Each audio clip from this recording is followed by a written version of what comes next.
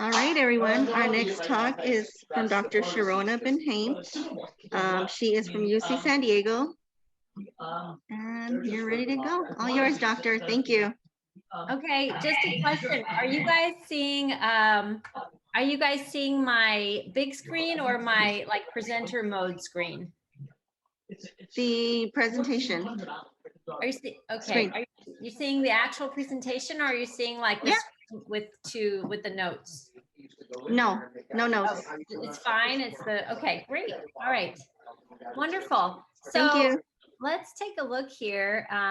So when oh no, oops, you guys still there? Yep, we're here. Hold on one second. Are you still seeing my screen? Yes. Okay, one second. I'm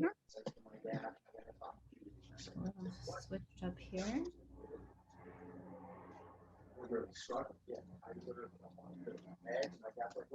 And you're still seeing my presentation, correct? Correct. Okay. All right. So for whatever reason, it doesn't really allow me to see all of you at the same time as I'm sharing my screen. You okay, Mom? Yeah, thank you. So I'd like to get a sense of who's on this call right now, so that I have a better understanding of how to tailor this presentation. First of all, I don't know, maybe you can tell me, because I actually can't see the screens anymore. How many people are on the call right now? We have 11 right now. 11? Okay. So, so for everybody that's on the call right now, I'm happy to take this presentation in pretty much any way we all want to go. Normally we're all sitting in a room and we're able to see each other. But things are a little bit different now. Oh, you know what? Here we go. Maybe I can, figure out how to get this so I can see you all while seeing my screen. Hold on one second. So, okay, I'm going to turn on my video. Can you guys all see me?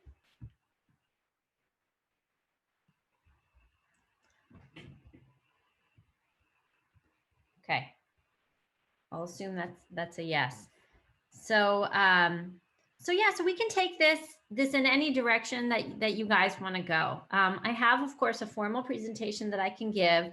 And it's one that I've, given in the past that really discusses, the various surgical options for the treatment of epilepsy and tries to kind of give a framework for all of these options. Or we can also, because especially since we have a smaller group, I'm happy to really turn this into more of a question and answer session. So if you can unmute your microphones and maybe give me a sense of what you guys want to hear about. Maybe we can start with one person at a time. Hi, doctor. My name's Trish. Hi. And I'm a caregiver for my brother. He's 55. He's had epilepsy his entire life. He's a patient at the Med Center here in Sacramento, UC Davis. Okay. So he gets wonderful, wonderful care. And we are considering the deep brain stimulator. He was actually in a study years ago through UCSF for the deep brain stimulator. And I later found out that he was in the section that was turned on. And they did say that it did help his seizures. So we're looking at that right now. He's having some terrible medication side effects. So we're considering the deep brain stimulator. Okay. Got it. Yeah, so I can definitely talk about that. That'd be great. Yeah, I'm happy to kind of talk about that and talk about kind of a context with which that's put in. Is that something that you guys all want to hear about, or are there other topics that are things that you guys want to hear about?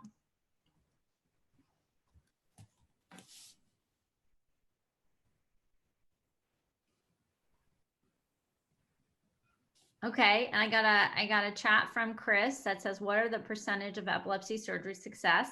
That's also a great question, and I can talk about that as well.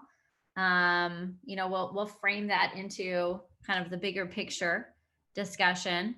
Anything else? Any other questions I can incorporate? Because of course, all these, as you can imagine, are multifaceted answers. So, so it's something that, you know, certainly we'll discuss within the context. Other questions, feel free to either unmute and talk to me or put them in the chat. Unfortunately, as soon as I turn on my presentation, it no longer lets me see all of you. Although let me see if I can figure out a way around that. 1 second.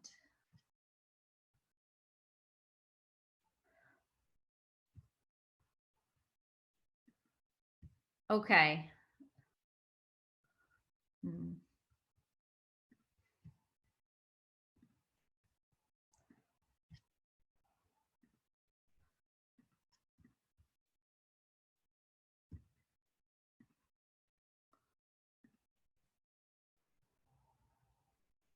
Okay, you guys all still there?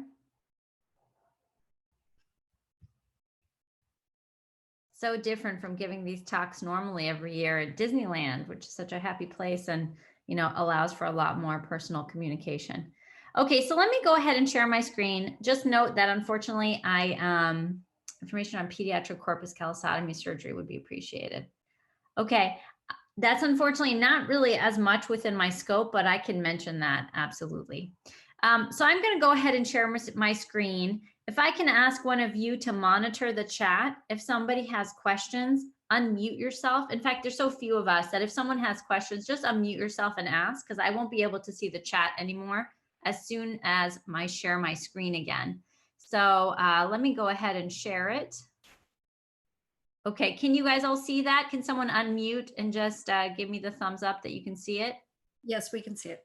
And do you see the regular one screen? Yes. Okay, good. All right. So let's begin.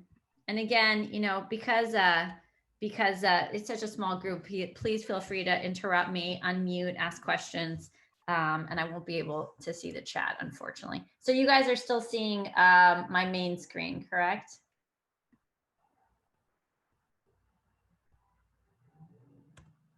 Yes? Okay. Yes. Okay, good. All right. So I'll start by introducing myself. My name is Sharona Ben-Haim. I'm an epilepsy surgeon at UC San Diego. I'll tell you kind of a little bit about my journey. I was, you know, I'm originally from Southern California. I did my undergraduate at UC Berkeley. I then did medical school at UC San Diego. Then I went to Harvard and did a fellowship there in functional neurosurgery. And then I did my residency at Mount Sinai Hospital in New York City for an additional 7 years. And I specifically then did another fellowships in epilepsy surgery, which is really, you know, its own subspecialty at Yale University. And then I did another fellowship at Oxford before coming back to UC San Diego to be an attending there on our faculty, on our academic faculty. So epilepsy surgery is a big part of my practice.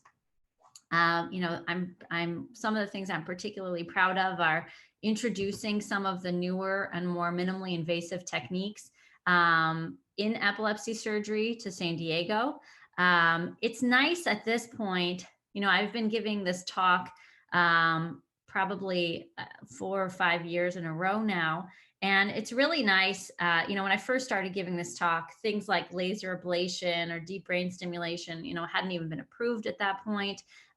You know, responsive neurostimulation, which was approved in 2013, was relatively new. Not a lot of people knew about it, but it's really exciting to see year after year how these, you know, surgeries that were new 5 years ago are now becoming pretty common, and a lot of people know about them. So that's been a really nice shift.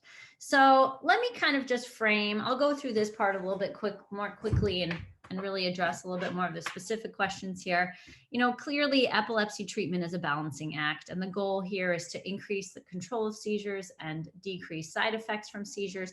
And ultimately, it's to improve quality of life. You know, that's the real goal of epilepsy surgery. You know, the question of who should even be considered for epilepsy surgery is pretty straightforward at that time, at this time. And when I say considered, I don't mean who should actually have surgery, because that's a very different question than who should be considered for surgery.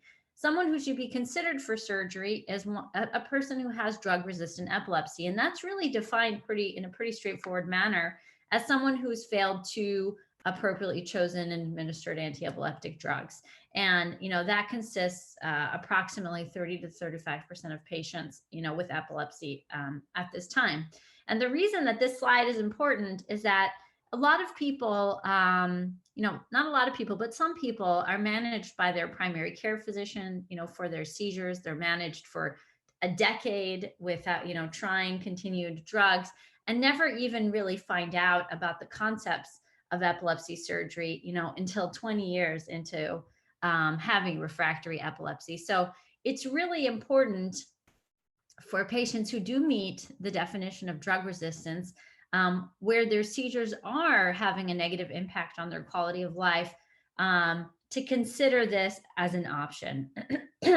And again, that doesn't mean actually to have surgery, because whether or not any individual person should have surgery really depends on what we find from this workup, and then how we, you know, what the risks and benefits and possible outcomes are for that individual. And that's a very specific thing on a case-by-case basis. So, so again, you know, fulfillment of the definition of drug resistance, again, should prompt this workup. And I'll tell you now a little bit about what that workup exists. I suspect that many people here on this call or their close family members with epilepsy have already gone through this, but perhaps some haven't. So, you know, kind of the workflow to having this workup that I've been talking about is, you know, comes in specific phases. So, of course, the first step is to actually have drug-resistant epilepsy with a suspected focus, meaning we know that these are not, you know, primary generalized seizures, or we at least think that they might be something other than primary generalized seizures. Primary generalized seizures are really another topic of conversation, as they are not really necessarily as amenable to the types of surgeries that we'll discuss here. And if anyone wants any more specifics about that, I'm happy to discuss. Now, that doesn't mean that primary generalized epilepsy is not the same as focal epilepsy, which secondarily generalizes. So plenty of people, in fact, most people with generalized seizures, meaning generalized tonic-clonic seizures, actually don't have primary generalized epilepsy. They have focal epilepsy that then secondarily generalizes. You know, and so those nuances do matter. So what happens, you know, when we see these patients, the first step is a very good history and physical exam. Next step is what we call a phase 1, which is an inpatient scalp audiovisual EEG monitor. So that means you're admitted to the hospital and you have electrodes, scalp electrodes on your head, and you're, you know, usually there between, let's say, 3 to 7 days, while a neurologist or epileptologist, you know, possibly tapers your medications if necessary, and essentially tries to invoke your typical seizures. You know, the key is to really capture several typical seizures. And that does several things. One, it shows us what's going on your EEG, what your actual brain waves are doing during the seizure.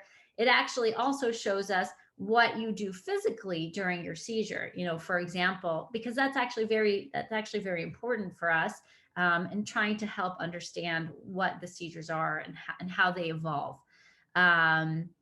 In addition to that, we do some very specialized imaging, including an MRI, a specialized MRI, because unfortunately not all MRIs are created equal, especially with regards to epilepsy, and a PET scan, which typically all patients who are going through an evaluation through our center get, as they provide us, again, that extra level of information.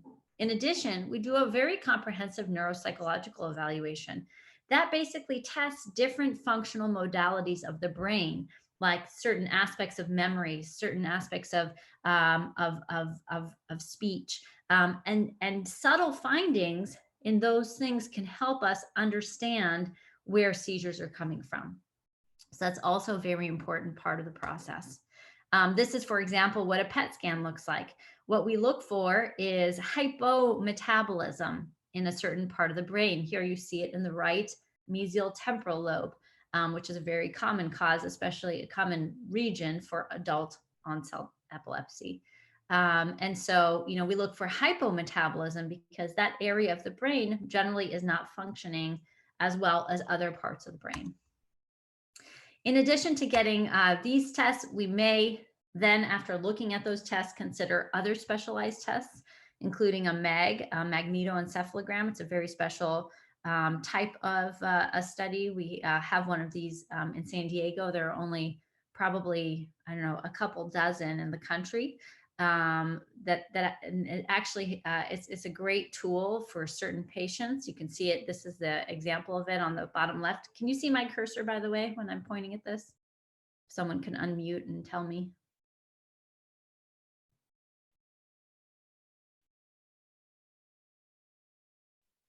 Yes, I can. Okay, good.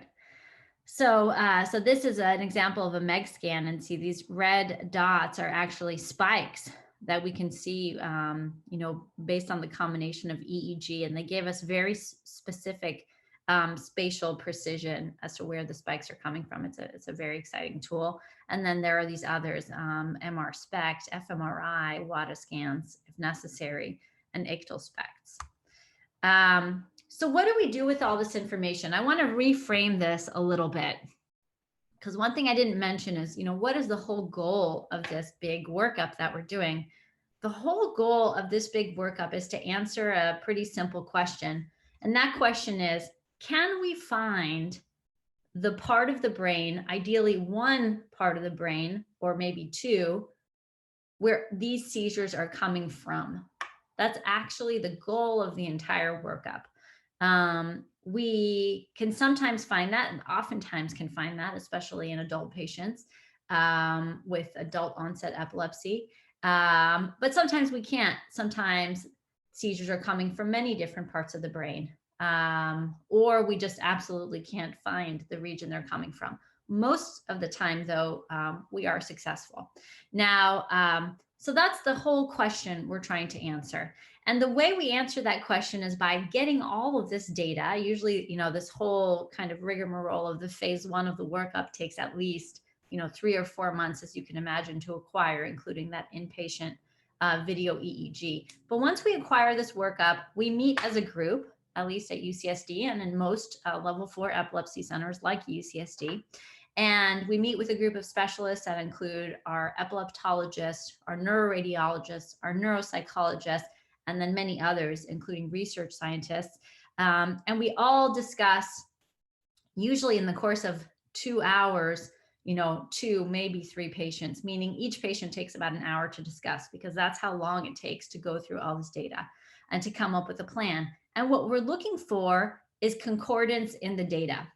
So if we find, based on all of these tests, the video EEG, the MRI, the neuropsych evaluation, that it appears, for example, that everything is coming, let's say, for example, from the right medial temporal lobe, as we see in the PET scan there, you know, everything is concordant, then we have someone who may be a very good candidate to go directly to a surgery, whether that, you know, that surgery can take on many forms. In our center, we do a lot of minimally invasive laser ablations, and I'm happy to talk about that more if anyone has any questions specifically about that, but it might be a laser ablation or a resection or something else. You know, again, it all depends on where the seizures are coming from. But if we have concordant localizing data, then, you know, we have a really good shot of solving the problem here.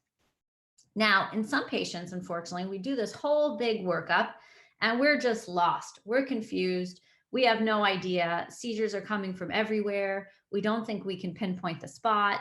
And, you know, all the fancy tests that we've done, you know, really aren't helping much. If there's no suspected focus, and this is actually luckily kind of rare, at least in our center, then, you know, we don't consider surgery for these patients, at least not what I would call a definitive surgery, which we'll talk about in the next slide.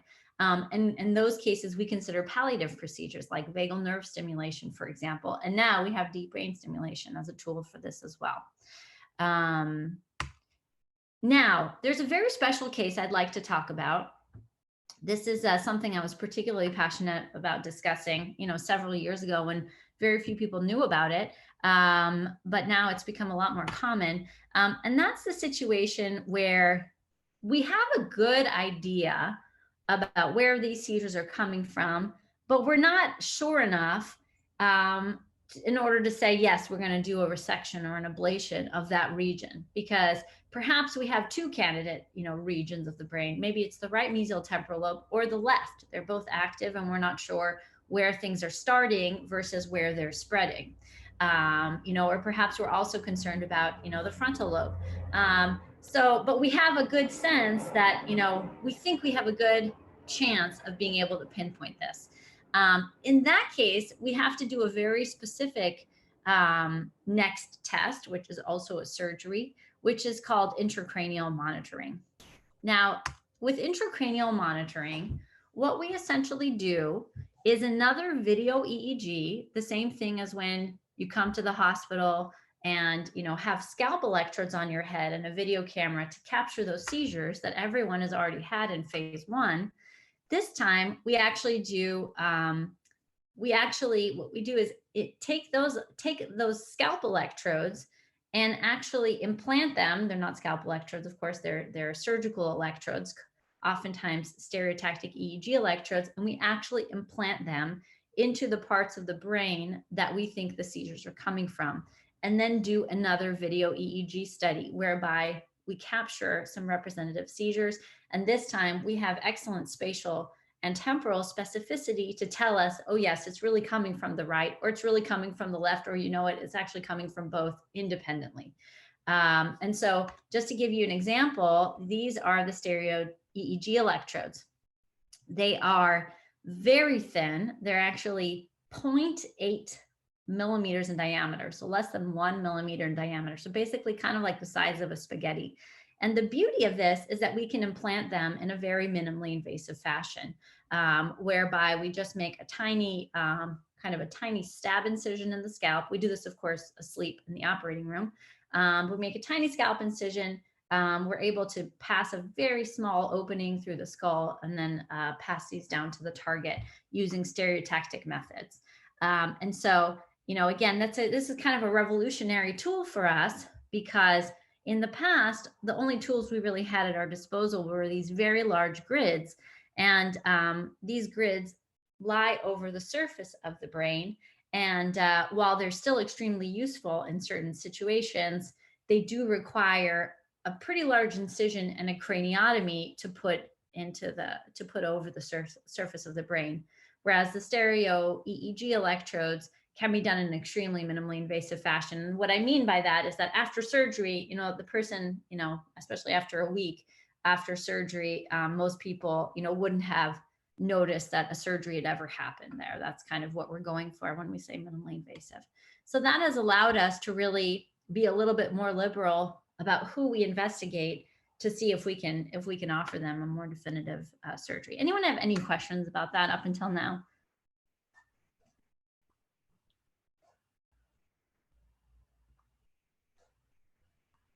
Okay, so what is the goal of surgery? So we talked about the goal of the workup, which is to find ideally one spot where seizures are coming from, or maybe two, that we can treat. But the goal of any epilepsy surgery is to reduce or eliminate seizures, while of course minimizing any possible complication or consequence of surgery. If we thought, for example, that a surgery was going to make it so that a person couldn't talk or walk or look normal or act normal, then we certainly wouldn't offer it, because the whole point of this surgery is to improve quality of life. And you certainly wouldn't have an improvement in quality of your life if you lost some sort of function. Now, that doesn't mean that there aren't risks to surgery. Of course, there are risks, but we would have to have a reasonable expectation that those risks are minimal before we offer a surgery. So, and the reason I say that is because a lot of people kind of think of surgery as something that's going to, change the way they function. So now let's talk about the surgical approaches. I'm gonna just show you this whole slide here.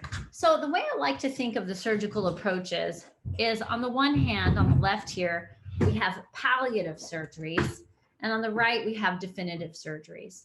So a palliative surgery is one that is, the goal of that surgery is to decrease the number and or severity of seizures. That's the goal of a palliative surgery. Whereas the goal of a definitive surgery is to render a patient seizure free.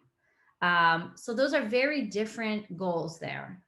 Clearly, you know, for anyone, we would offer a definitive surgery if we could. And that's partly why we do that workup.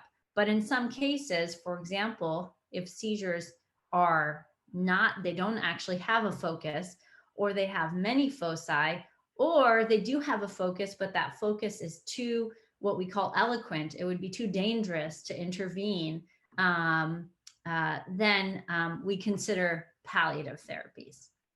Now, someone asked, so those are the goals of those two different procedural kind of realms. That doesn't mean we always achieve those goals. Okay, sometimes a palliative surgery actually makes a person seizure free. That's very unusual, but it's not impossible. And often with a definitive surgery, we actually don't make a patient seizure free, but we do make a meaningful difference in their seizures. So I'll give you the statistics kind of on both. Of course, for each one of these procedures, it's completely different. But for the most part, a palliative procedure is considered successful if it reduces seizures by more than 50%, like a vagal nerve stimulator. That's kind of the number we look at. Now, both DBS and RNS have now 7, 8, and 9-year outcome data that show us that we can actually, you know, perhaps, hopefully expect more. And what we see is that those become more effective with time. So what we're seeing, you know, the numbers we're seeing there are really kind of a 70% reduction in seizures. Now, if your goal, though, you know, is to drive and, for example, you know, then perhaps a palliative surgery is not going to actually help you achieve that goal, because it isn't expected to actually make the seizures go away completely. Of course, it depends on the type of seizures you have and how much they're interfering with your quality of life.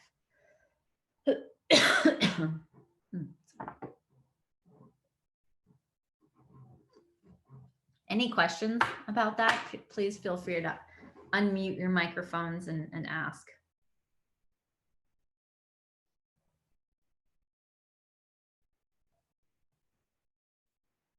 You guys still there?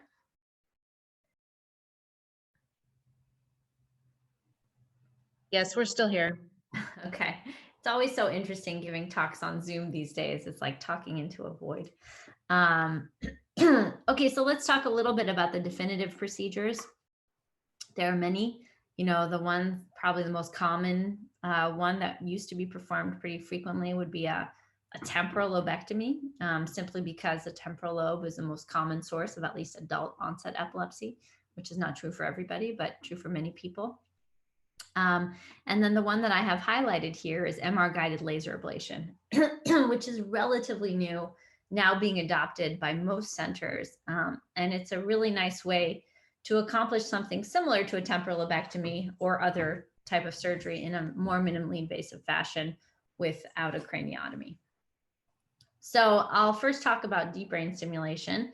Someone had a question about that. So DBS is a system we implant pretty frequently for other reasons. The most common indication is actually Parkinson's disease, where we implant these stimulators in a part of the brain called the subthalamic nucleus. That's really a part of the brain that's involved with motion. Or sometimes we implant these for essential tremor, where we implant them in the thalamus in a specific nucleus called the VIM nucleus. Now in epilepsy, which was just approved, I think maybe 2018, these stimulators are implanted in a very specific nucleus called the anterior nucleus of the thalamus. Although there are some kind of research indications to look at other parts of the thalamus.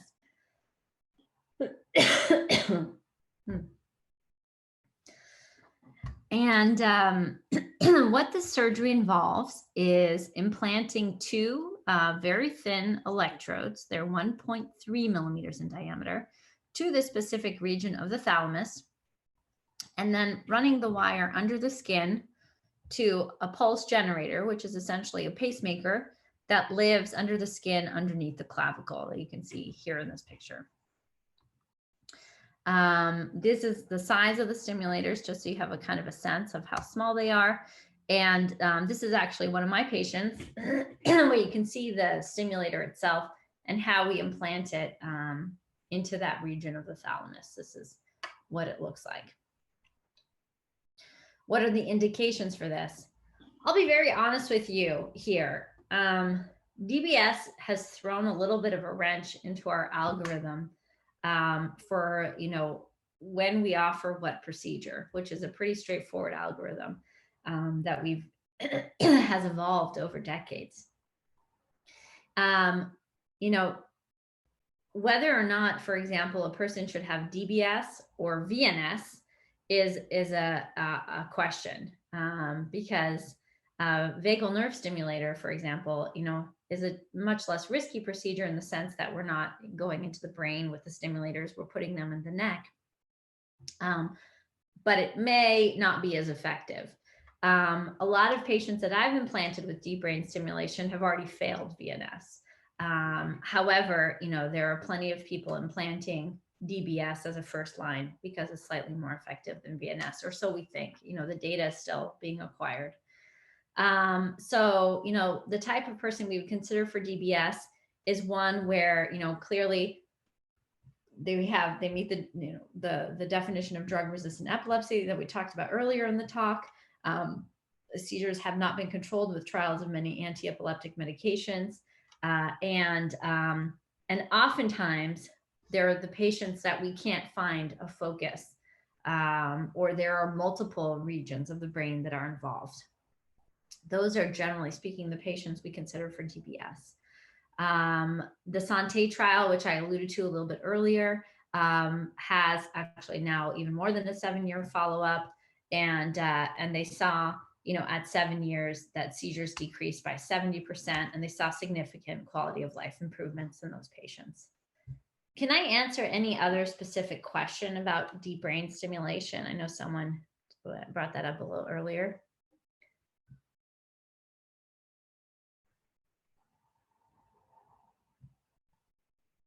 Okay, so moving on to RNS.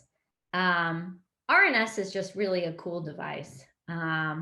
It's exciting that this level of technology exists within the space of epilepsy surgery, because it actually doesn't exist in other parts of neurosurgery, although it's coming. It is a device that has a very specific indication that I alluded to a little bit earlier. And that is for patients where we actually can localize where their seizures are coming from. So they've gone through the whole big workup. Oftentimes they've also had intracranial electrodes, and we know where their seizures are coming from. We feel pretty confident, but those regions are not amenable to a resection or an ablation, because we would worry that if we did that, we would have unacceptable potential neurological consequences. In those patients where we've identified those regions, but we don't feel it's safe to resect them, that's the type of patient that would benefit from an RNS system. Now, unfortunately, the RNS system now is limited to 2 electrodes, meaning we can implant as many as we want, but we can connect only 2 at once. And they're working on expanding this to 4. But this is a great system, for example, for the patient who we found the seizures are actually coming from both the right and left mesial temporal lobes independently. And therefore, resecting, we can't resect both because that would be too dangerous. But we can put electrodes into both and connect them to the RNS system.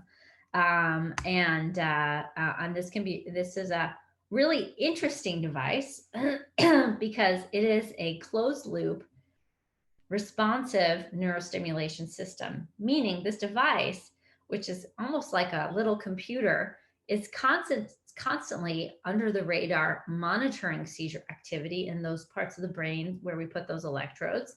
It actually detects, based on how we program it, specific patterns of a seizure starting, and then it stimulates, kind of like a defibrillator would for the heart.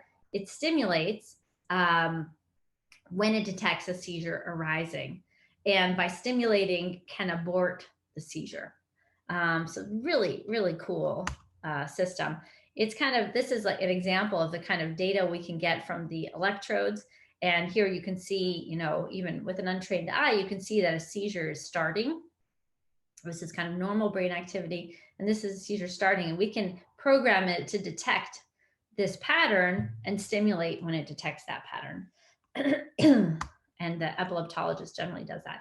Because this system is kind of complicated, I like to play a little video just for people to get a sense of what it actually is and what it's doing. So the system actually consists of 2 parts.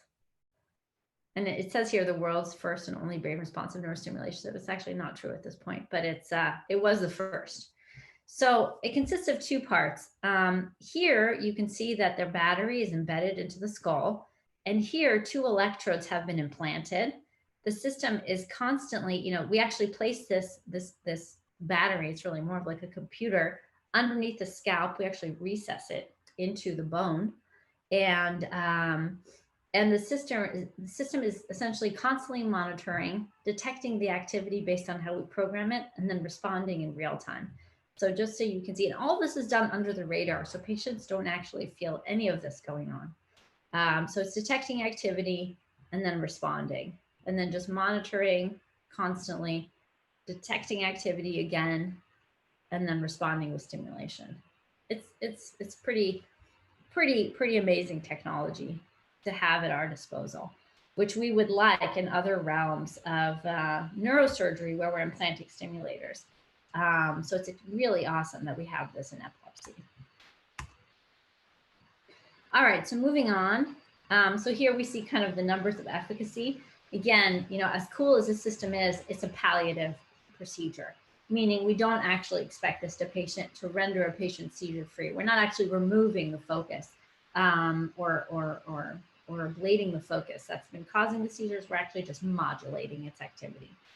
So we do see things like 66% seizure reduction at 6 years, and more like 70, even 75% at 7 and 8 years. So very similar to the DBS, although there's a lot of debate about that.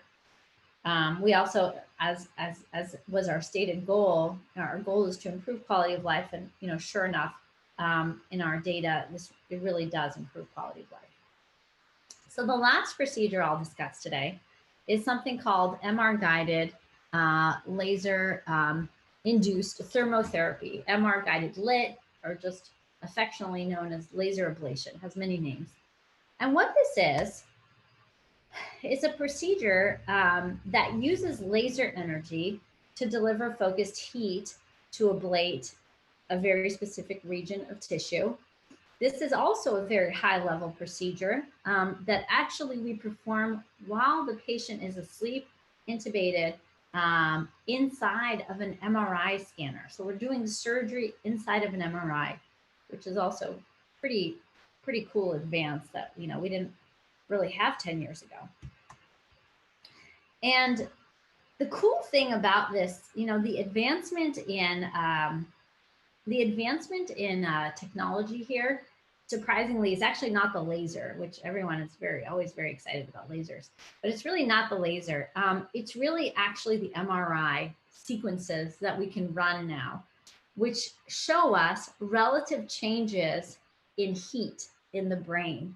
So, you know, we did not have that before. But now we have sequences in the MRI where we perform this procedure that show us with great reliability and spatial specificity what regions of the brain are being affected, what regions of the brain are being heated, and what regions of the brain are being affected. And we can use this very precise laser energy to therefore, with great precision, ablate just the part of the brain that we want to ablate. And we can do it luckily in a very minimally invasive fashion, you know, just with a tiny incision. The cool thing about this procedure is that it is a definitive procedure, meaning the goal of the procedure is to actually cure the patient of epilepsy, to actually stop seizures. And you know, that doesn't mean we always achieve that goal, although we do more often than not, and I'll discuss the numbers in a second. But it is, you know, a very cool possibility. So because this is difficult, again, to understand, I have this nice little video that just gives you a sense of what's going on. You know, again, this patient is actually asleep. This is at UCSD, we have the MRI machine inside of our operating room. So we have an MRI that lives between the two operating rooms. And so you can see here, the surgeon here, this is the surgeon and a radiologist or a radiology technician work together. And after implanting the laser, we essentially, which is done like this, with a small little incision, with the laser going directly to the region of the brain we want to ablate, we are then able to, in a very precise manner, ablate the tissue by looking at these thermal maps on the MRI.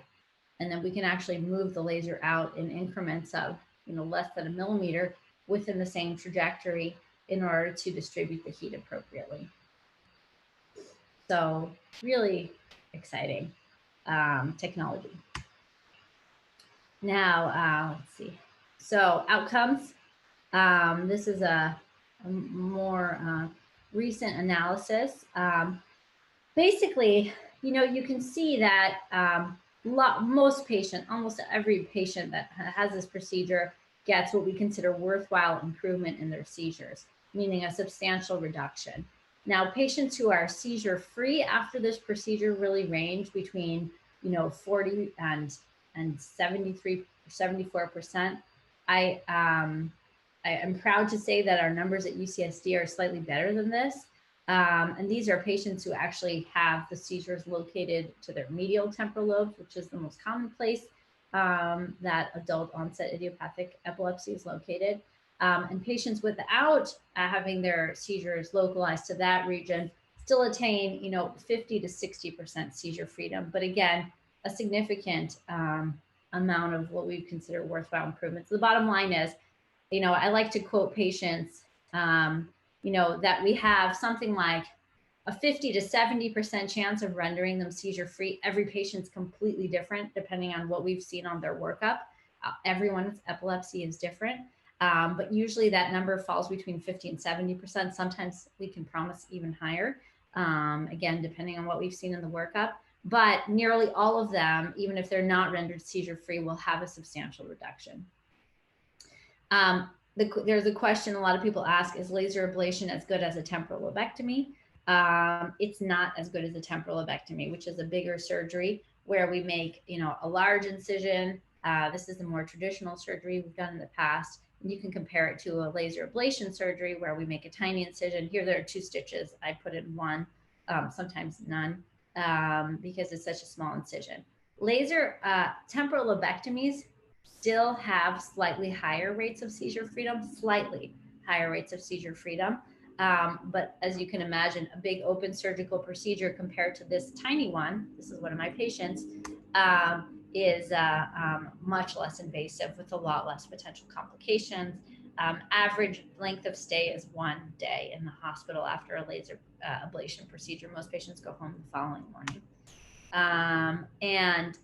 There are a lot less possibilities of having any sort of potential side effects with laser ablation. Of course, there's potential risks with any surgery. And of course, these completely depend on what part of the brain is being addressed.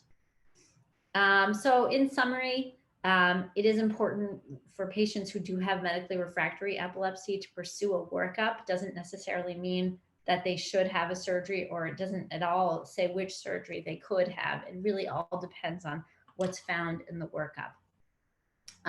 Luckily, we have some really exciting new therapies and that are really moving our field towards a minimally invasive fashion, which is really great. And this is an exciting era overall with new treatments and research currently underway. So that concludes my talk. I'll stop sharing now. So I'm happy to take any questions. I think we have about 10 minutes.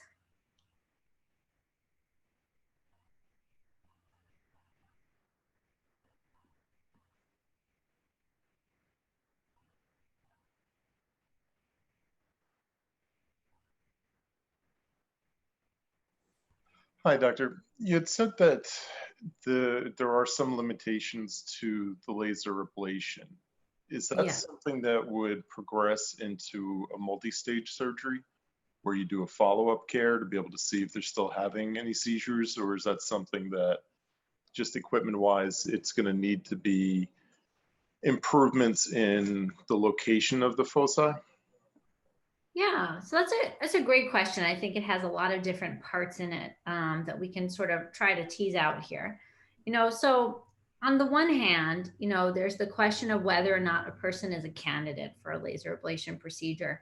And that really depends on a couple things. One, that we can localize their seizures, and two, that the place we've localized their seizures to, meaning the place we're going to do the laser ablation, is amenable to an ablative procedure, meaning it's the right size and, more importantly, in the right location. Sometimes we can find that region of brain, but it's very large, and laser really can't accomplish very, very large resections. That has to be done still at this point with open surgery, although staged procedures have also happened for that to that end. What we know is that it's not a good idea to do a large ablation all at once, is because that region of brain can swell, and that would be dangerous. Generally speaking, in a laser ablation, normal laser ablation, we don't have any issue with brain swelling. Mm-hmm. Now, I think the second part of your question is, the concept of doing multiple laser procedures. So sometimes if we do a laser procedure, which, again, like we discussed, has kind of a finite ability to ablate a very localized region, sometimes at the end of it, we feel like we didn't really get everything we wanted to get for whatever reason. That could be a multitude of reasons. In which case, oftentimes, maybe 6 months or a year later, if we did not accomplish our original goal and we still think there's work to be done or a region to be ablated, then we might consider a second procedure to ablate, let's say, the residual tissue.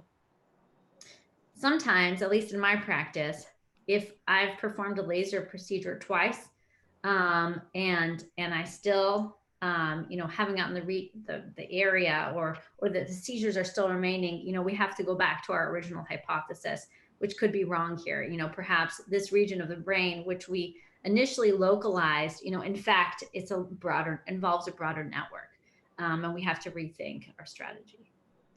Gotcha. Thank you.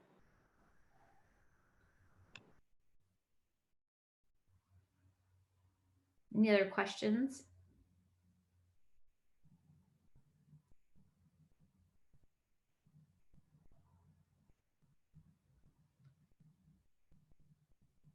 Okay, well, thanks everybody for joining. We didn't actually get to meet like we normally do, but I appreciate you all being here. It was wonderful to be able to give you this talk, and let's just hope that by next year we can have in-person discussions again.